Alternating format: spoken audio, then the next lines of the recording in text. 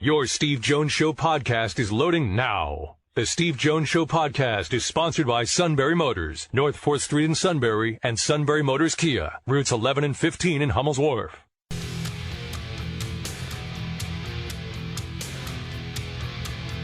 This is the Steve Jones Show on News Radio 1070 WKOK.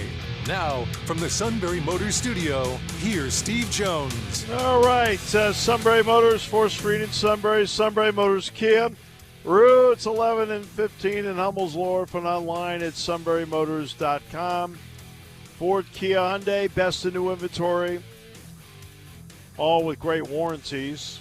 Great pre-owned inventory with the all-important Sunbury Motors guarantee. They go over every vehicle, and a terrific service department that backs it up every step of the way at Sunbury Motors, 4th Street in Sunbury, Sunbury Motors Kia, routes 11 and 15, Elmels Wharf, and online at sunburymotors.com. Still waiting on Neal. Does give me a chance to mention Taylor Gooch, golfer, who says that since he is not, among others, participating in the Masters, that a Masters green jacket will mean exponentially less because he's on the LIV Tour. The LIV Golf League individual champion in 2023 isn't earning ranking points because of his league affiliation. So he's fallen to 449 in the rankings because it doesn't recognize LIV participation. Now, I can understand why he's upset about that, but he's also getting a lot of money to play LIV. In an Australian Golf Digest interview, Gooch says not having top players in the field only dilutes the end results. If Rory McIlroy goes and completes his career Grand Slam without some of the best players in the world, that's going to be an asterisk. No. It's just reality. I think everybody wins whenever the majors figure out a way to get the best players in the world. Correct on the second part, but it's not an asterisk. Sorry, it's still the Masters. It's still the green jacket. There was no asterisk. Look, Gooch freely gave up his PGA Tour membership in 2022. He moved to LIV. He had one PGA career win, earned $9 million on the PGA Tour. But the guys won $46 million in the first 2 years of LIV. Okay? That's why these guys are making the move. Oh, you can talk about all the – I always love when it turns into some sort of passion play about it. He's set for life. I mean, $9 million's a lot of money. But $46.5 million in 2 years? Wow. And he won 3 tournaments last year and the LIV title, but he did not get one of the 3 invitations to the Masters. One of them went to Joaquin Niemann of Chile.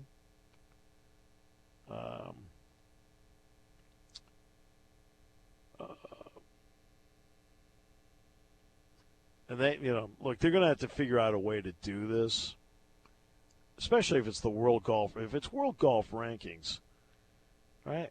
Well, last I checked, LIV is in the world. They're not playing on Mars.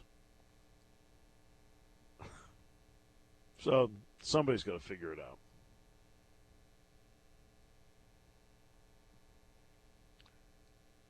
Oh. So just let me know when we have Neal, and we'll talk with him.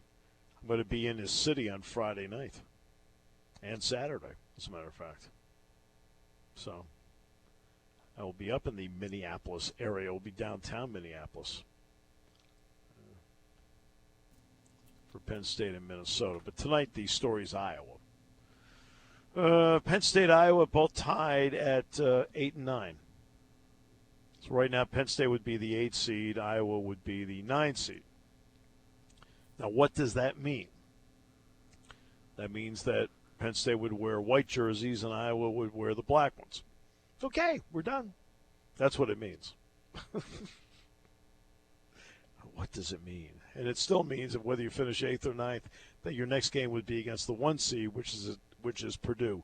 Really good article today. Really good article today by The Athletic on Zach Edey.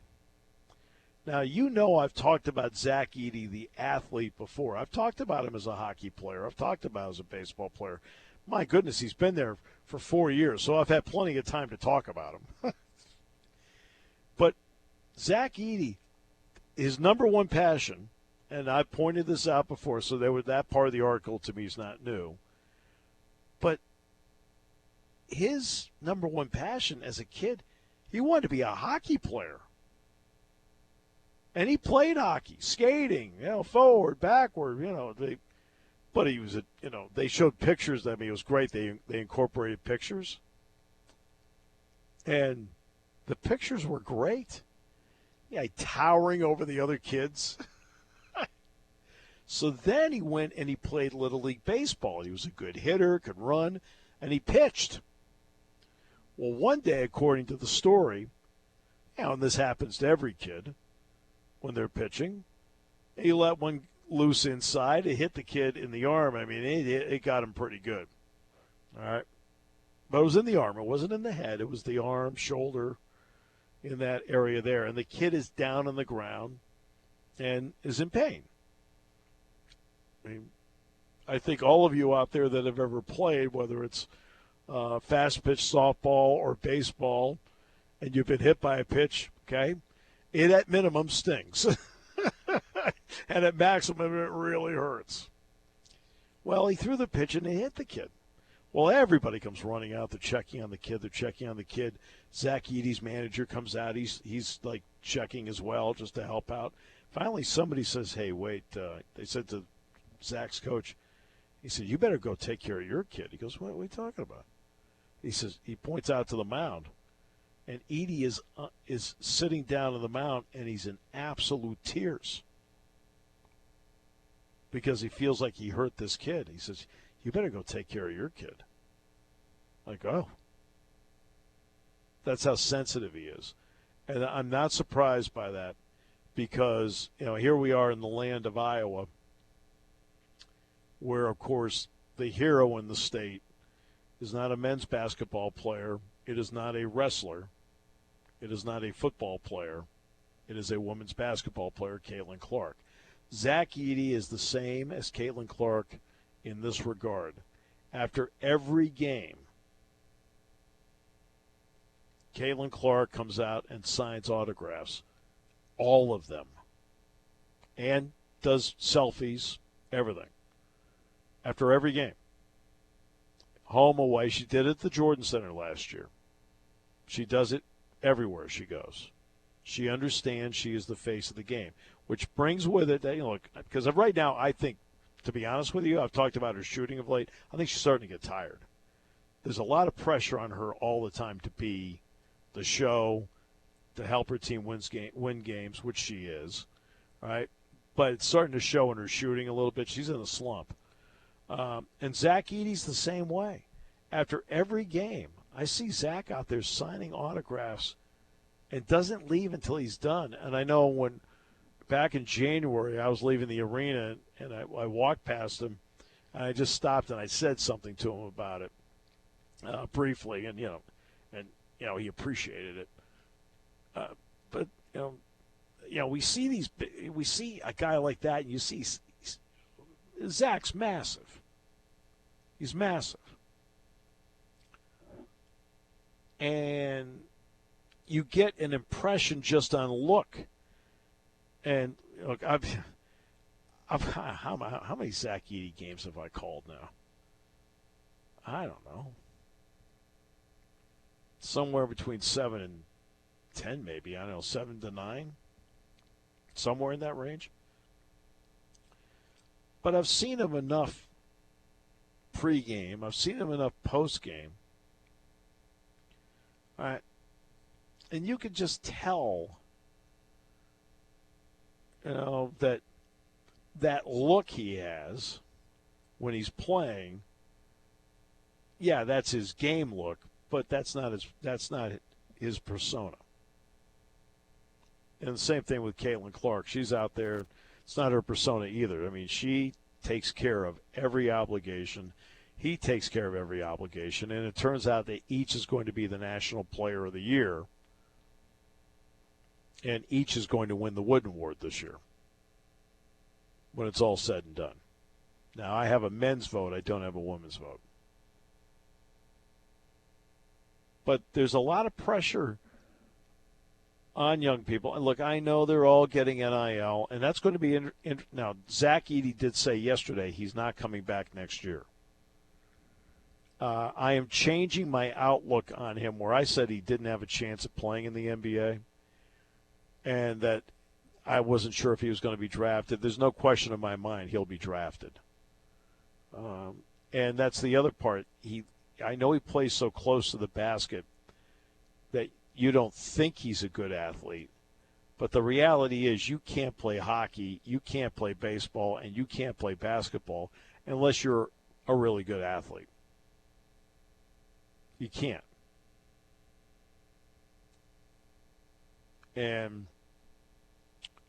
But his game on the NBA level is limited, only because he doesn't have the key is he doesn't have a face-up game. Now, you watch him practice, and when he's practicing, he only practices the shots he's going to take in a game. You know how many guys I see, Todd, during the course of the season where they're out there just taking shots, and those are shots they would never take in a game? I see it all the time. I was going to say more than 75%, probably. Oh, yeah. I mean, you'll watch warm-up and go, what are you doing? Like, you're not going to take that shot in the game. What, are you kidding me? I don't mind you taking a couple just to have a little fun out there because, you should have a little fun when you're warming up. I mean, not every shot is life and death. It's warm-up. But I'll never forget Greg Odom, who's now the assistant coach at Butler, watching him warm up one time, and every single shot he took was a game shot. Edey's the same way. Now, since Caitlin Clark's range is from midcourt to the basket, any shot she takes in warm-up is a game shot. I mean, they have the spot marked on the floor where she hit the one that broke the NCAA record. I'd say about 30, 31 feet. It's like okay, because Penn State practiced in there last night, so they've been at shoot around here during the show, so I didn't go over for shoot around today. I'll get Mike in the pregame this afternoon. So,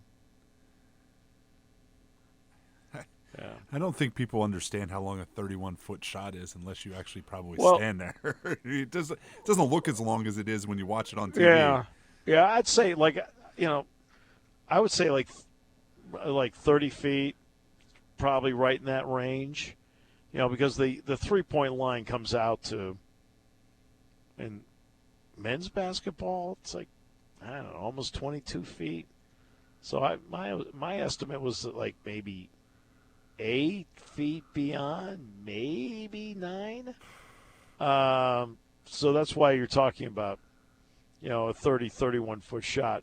But the key is, and this is another credit of, it's not just form, but you know how strong you have to be to get it that far?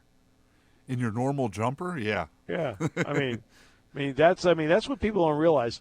The form and also the strength, the leg strength to get to do that. Not easy.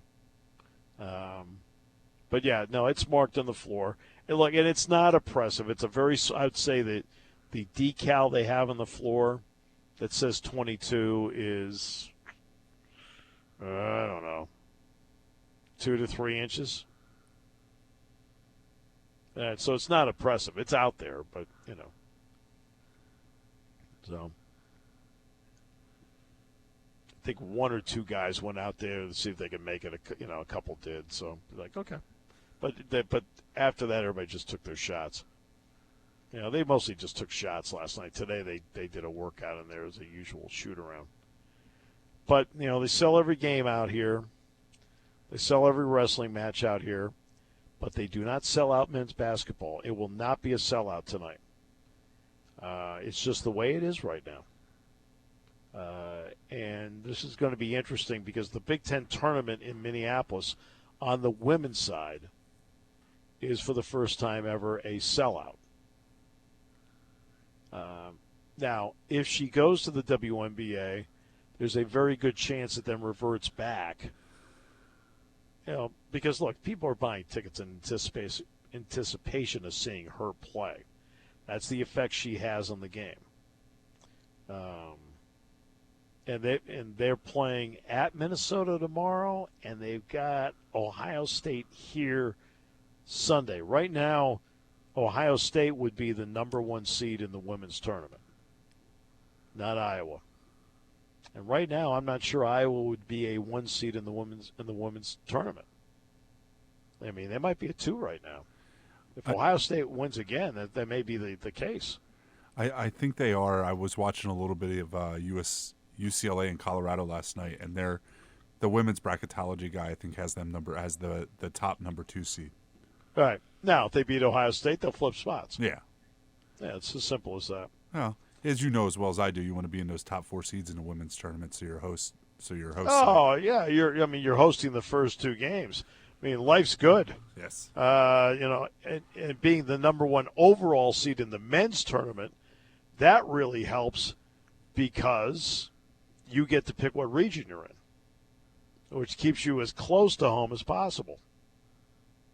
So, I mean, that's so there are advantages to it being good in the regular season. That's why, and again, I pointed this out about Houston the other day. New conference, all new opponents, and they're winning. Now let's take it to Mike Rhodes. Mike and his staff changed conferences and had to learn all about the Big Ten. And look what they're doing. I mean, they're 8-9. I mean, after the Bucknell game, how many of you thought Penn State would be 8-9 in the Big Ten? I mean, really, show of hands. No? All right, didn't think so. Okay. Give them credit. And they've had to learn everybody. See, that's the key. You have to learn everybody. I always talk about, okay, let's take this guard. He's, I've been coaching in the league now for, 3-4 years, whatever. Hey, this guy played for them last year as a true freshman. We saw him last year twice in person. Yeah, let's look at the video. Hey, you know what? He's a little bit better here. He's a little bit better there. He's about the same there. He's kind of taking a step back there because you already have a gauge of the guy. When you're doing this, your gauge is always off video and nothing in person yet. Right? Not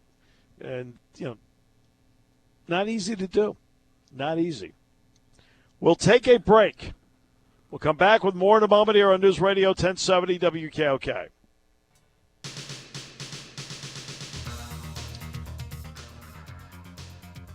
Neal Coolong will join us at 2:35 today.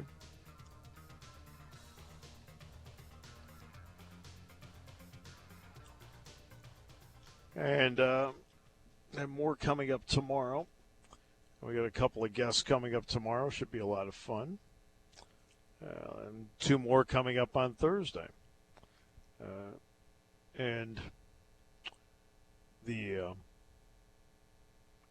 Sweeney Murdy's going to join us tomorrow to talk Major League Baseball. Joe Lenardi's going to open the show tomorrow. And then on Thursday, Tony Knopp and Jody Mack.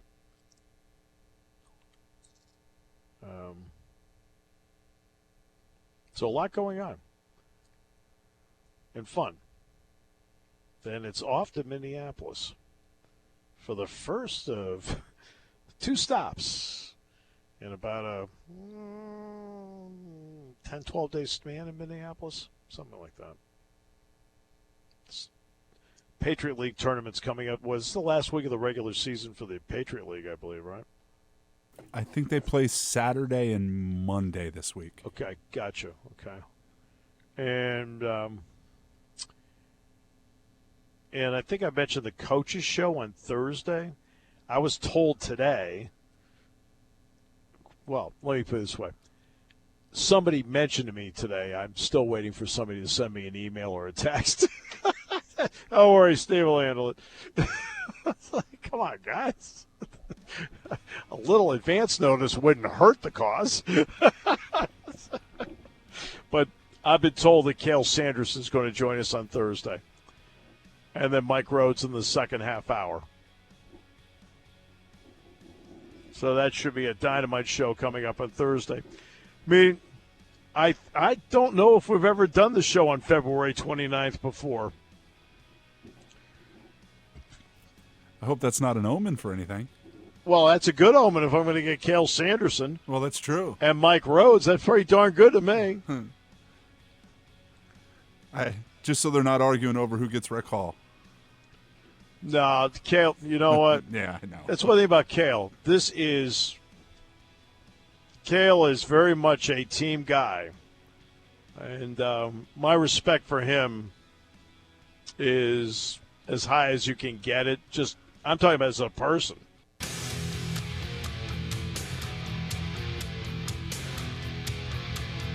This is the Steve Jones Show on News Radio 1070 WKOK. Now, from the Sunbury Motors Studio, here's Steve Jones. Sunbury Motors, 4th Street in Sunbury. Sunbury Motors Kia. Routes 11 and 15 in Hummel's Wharf and online at sunburymotors.com. Ford Kia Hyundai, best in new inventory. Great warranties. Great pre-owned inventory with the Sunbury Motors guarantee. Terrific service departments where they need more technicians than ever. So if you're looking for a job, give them a call. Routine, difficult, they handle it all at Sunbury Motors, 4th Street in Sunbury. Sunbury Motors Kia, routes 11 and 15, Hummels Wharf, and online, sunburymotors.com. Friday night and into Saturday, I will be in Neal Coolong's neck of the woods. Sir, always a pleasure to connect with you. You are critical to what we do. As always, the pleasure is all mine. Thank you for having me. Yeah, it's 71 degrees here in Iowa City. The low tonight is 13. What's going on? I mean, that's like, really? Welcome. Yeah, it's great. Yeah, I'm going to be in Minneapolis twice in a 10, 12-day span. So, got a lot going on up there. So, here we are. We get to free agency and combines. So I want to talk about the free agency part of it first, Neal. There are a lot of running backs that are right now not going to be franchise tagged. Saquon Barkley is still a little bit in the gray area right now. How do you view the running back situation based on who is available out there and what their value might be based on current payment? I think it's the odd position in the NFL that's not exactly worth the franchise tag. And the franchise tag is really kind of top of the market. I mean, there's McCaffrey and there's everybody else. Right. I think you can put Barkley into that level, but this is a team that is currently undergoing a crisis of identity. I'm not really sure. Simply put, when you have your defensive coordinator scorching all earth on his way out of town for a team that was in the playoffs the previous year and suffered, 15 games without the quarterback that they just paid a bunch of money to. For the situation to have gotten that bad, that fast in New York, there's got to be a lot of stuff going on behind the scenes. And maybe some of that frustration is in the fact that they did not commit fully to Barkley right away. He's a player that can do a lot of things. He's a three-down guy. He's capable of producing at the level, maybe not at the top of Christian McCaffrey's market, but he's one of the few guys that could be up there if given the opportunity. I don't know, though, how much money he gets on the open market, and most of it is because, unlike basically every other position in the NFL, there's a detrimental effect to running backs on the open market. Right. You don't see any of them getting paid in free agency. They get tagged. Sometimes here and there they get extended, or they go on the open market like a car that just drove off the lot. They're not getting more than what they had previously. Barkley, that situation is just so odd to me, but I think that's going to set up everything else. But there are always reasonable to decent running backs who are available, and that's just simply because teams aren't utilizing enough of them, and it doesn't seem like they're struggling to find running backs throughout the draft, any round to undrafted free agency, who can come in and play a role for the team. So it's almost working backwards up, in that you can fill your third running back at the absolute league minimum. They're paying them $25 an hour to fill that spot on the team. They might be up and down from the practice squad and make even less than that. The previous guy who was like that is now the second running back. Finding your first guy really doesn't seem to be as important, or certainly not prioritized to NFL teams, with the exception of a few of them. And it really depends on the type of offense they're wanting to run. Barkley, I think, represents all of it right now as far as the direction where everything is going. You look at Najee Harris' situation in Pittsburgh, that's similar. Probably the better running back, but the guy behind him is a year younger, has fewer carries, and produces at a pretty comparable level. And the price difference between the two is astronomical when you start thinking about the franchise tag or a 50-year option. Every team is going to be into that if they invest a premium pick into a running back and then give them the bulk of the carries for however long. So in my mind, it just makes more sense economically to look to find guys and run them as a group. It really doesn't seem to have a ton of advantage, minus a few guys, of being one guy carrying everything. Pittsburgh can certainly tell you about, in the past, some of the best teams they've had recently fell short due to lack of running back depth. As ironic as that is, considering it seems everybody has running backs, Pittsburgh lost them all when they needed them, which probably led to the desire to draft a Najee Harris and give him the yeoman's share of the work. That's not typical of the market at all. In fact, there might even be no more than 3 teams in the league that would have that kind of an issue. Overall, it's just I don't know what they're going to do. But when you have some of the veterans last season almost talking about forming their own union within the union about finding a way to raise their pay, which is just like, if you're playing that card publicly, I mean, I don't know what to tell you. There's just no way that's going to happen. They aren't happy about it. They can see that they're not happy about it. And I think there's going to be something of a mini labor standoff. I'm not suggesting anyone's not going to do anything, but you're going to hear a lot of running backs not doing a whole lot in training camp. And I think there's going to be a reason for that. And teams almost can't really argue with them about it. But at the same time, they're going to end up being just mercenaries around the league. Play with one team, then another team, then another team. It's going to be really hard for them to string together guaranteed money moving forward. Basically, they're going to have to be the offensive player of the year. And I don't know how many times that's even going to happen. Well, no. Let's look at a series of examples. Baltimore, top team AFC regular season. Gus Edwards. Super Bowl champion, Kansas City, back-to-back. Isaiah Pacheco. All right. Cleveland Browns, no Nick Chubb, still made the playoffs.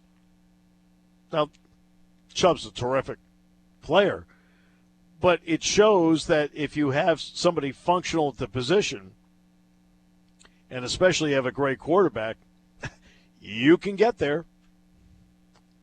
Yeah, the teams that you mentioned all drafted a running back with a premium pick. Clyde Edwards-Helaire in Kansas City kind of fell out of favor there. They have a better weapon now, somebody that probably fits more of what they're doing, and they're okay with the difference between the two. But as soon as Edwards-Helaire is not somebody that needs to be, as soon as he gets to extension time, he's probably not going to be there. He might be able to find something else.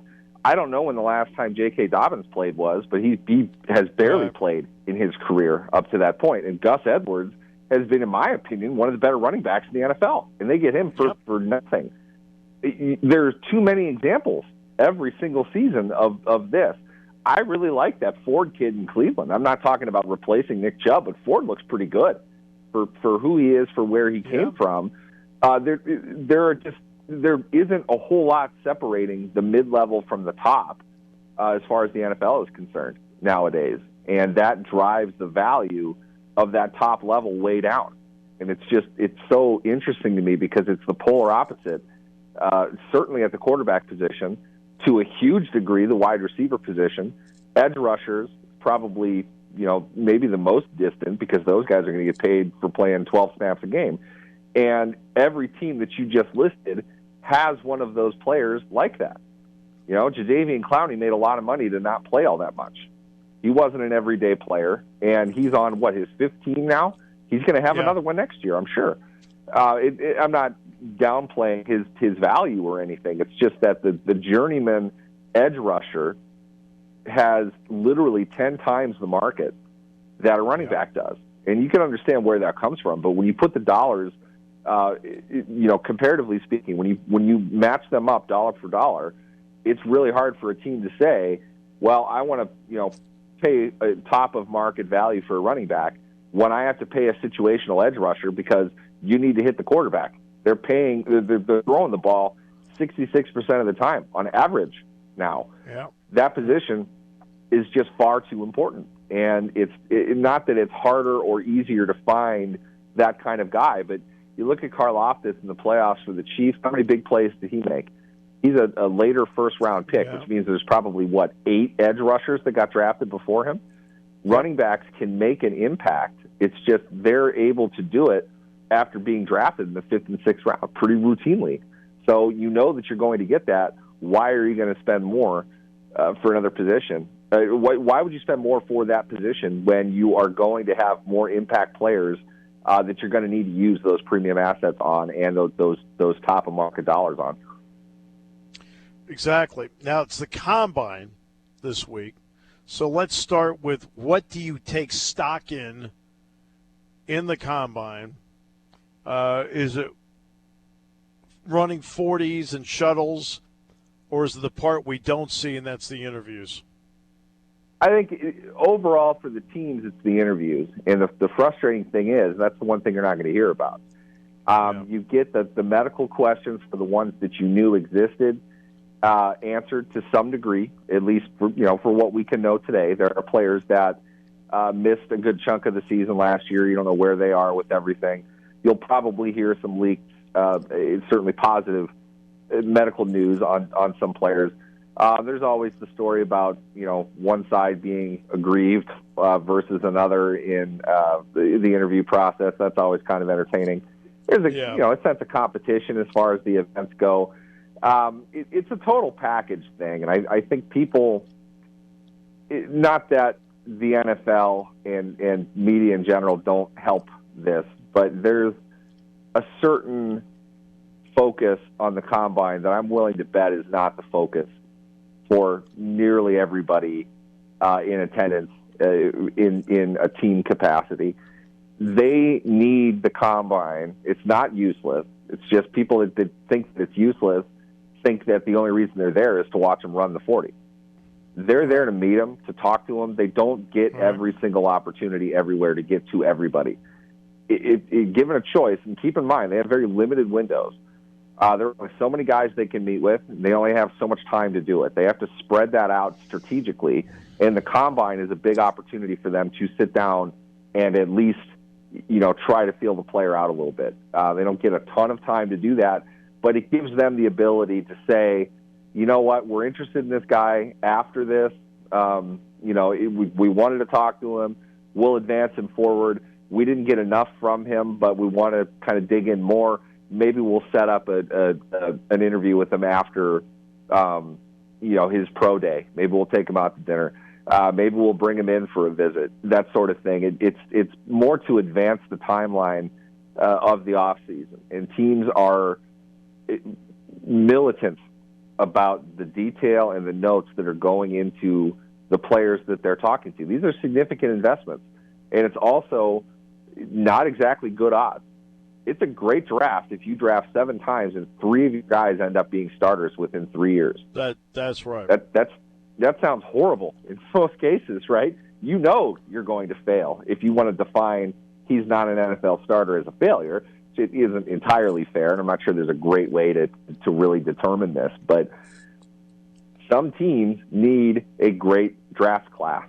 They have to start building something, and it's not even going to be something that flips you into a Super Bowl contender in that first year. But they have to know everything, and they have to have guys that fit in every single way possible. And you're doing it in such an artificial environment. They're going to tell you everything that you want to hear. You know, I don't think they necessarily take stock in scripted answers, so they have to come up with questions that are going to put the candidate out of his comfort zone a little bit.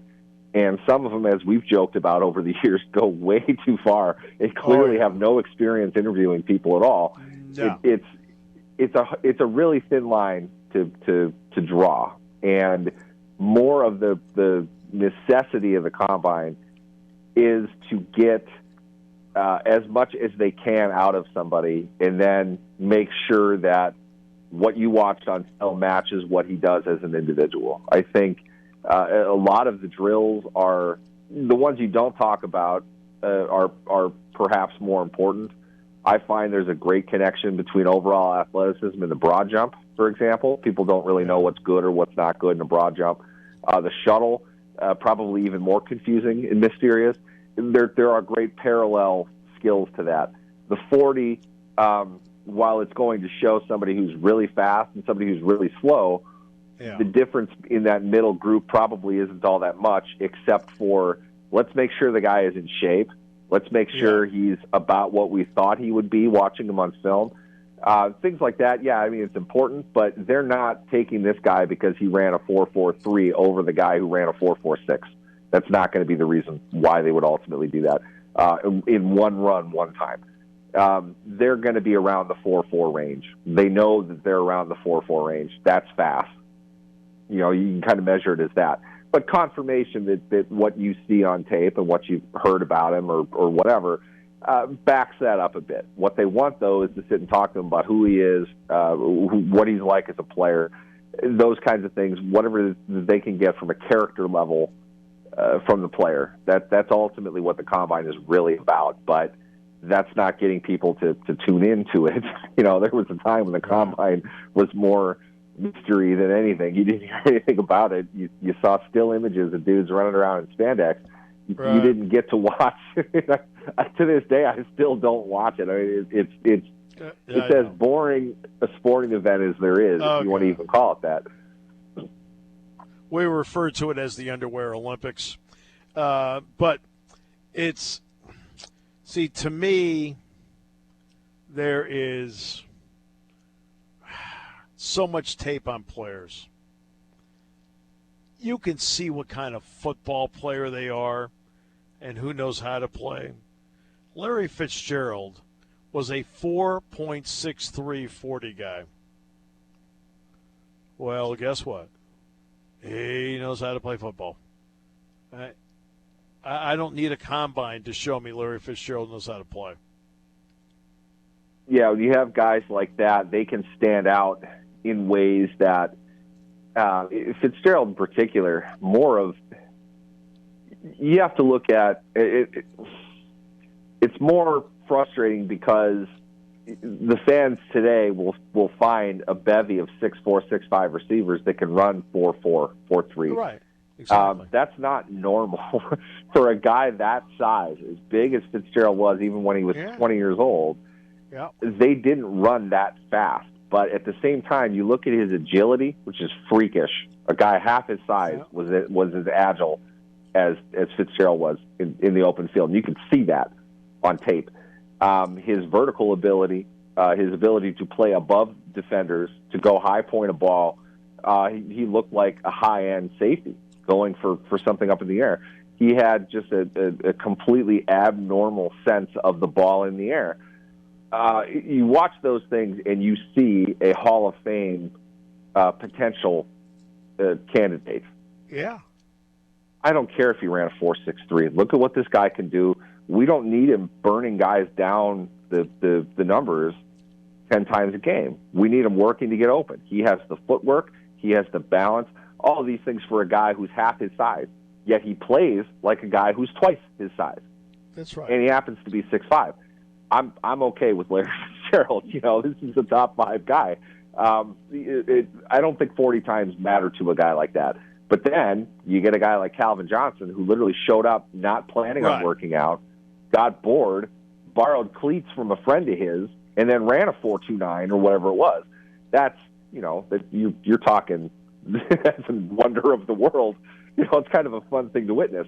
Does that make him a better wide receiver? No, I don't. In my opinion, no. Running straight is the one thing they don't do in football. It's right. In a way the opposite test of everything that they are. But Calvin Johnson was a marvel, and he was a joy to watch. If you appreciate athleticism, you see what's normal and what isn't. So there is a sense of spectator enjoyment that goes into it, but it can't be taken at such a ground level. Some guys are fast, some guys aren't.